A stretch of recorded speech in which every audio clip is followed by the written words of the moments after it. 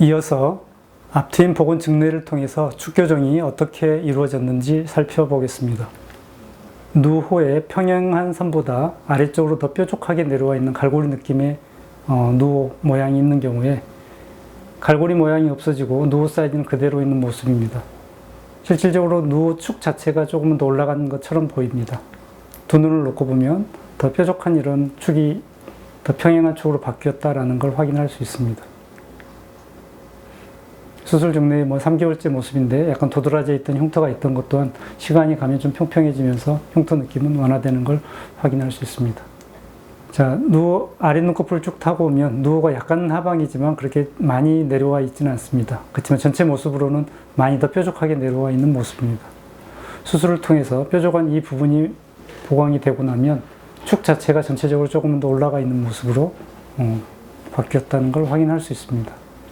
그래서 과도한 어떤 누호의 크기, 뾰족한 모양, 양쪽에 차이가 있었다면 그 차이가 개선되고 축이 완화된 걸 확인할 수 있습니다.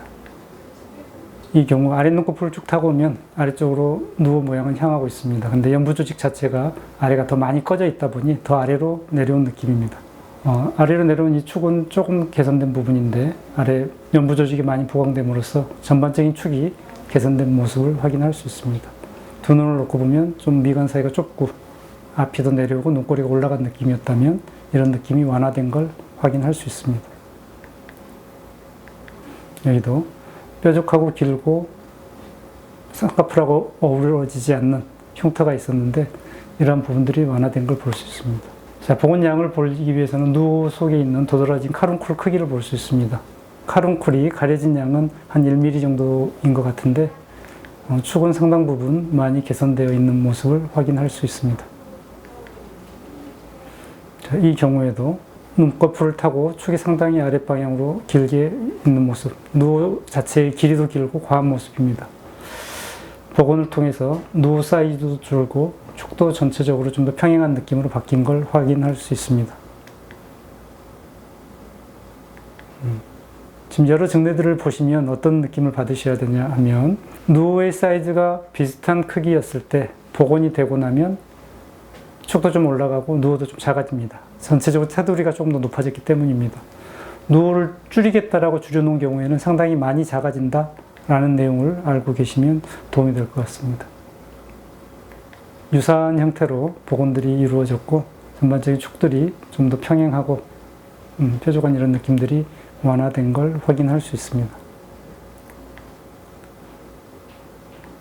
자, 마지막으로 누호의 크기는 큰데 아래쪽으로 뾰족한 이런 갈고리 느낌이 있는 눈입니다. 수술 후에 누호 크기는 같습니다. 갈고리 느낌만 없어졌습니다.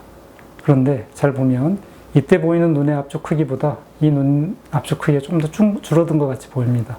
정면상의 모습에서는 누호 크기 사이즈도 같은데 단지 갈고리 흉터만 없어졌다고 해서 눈이 작아졌다.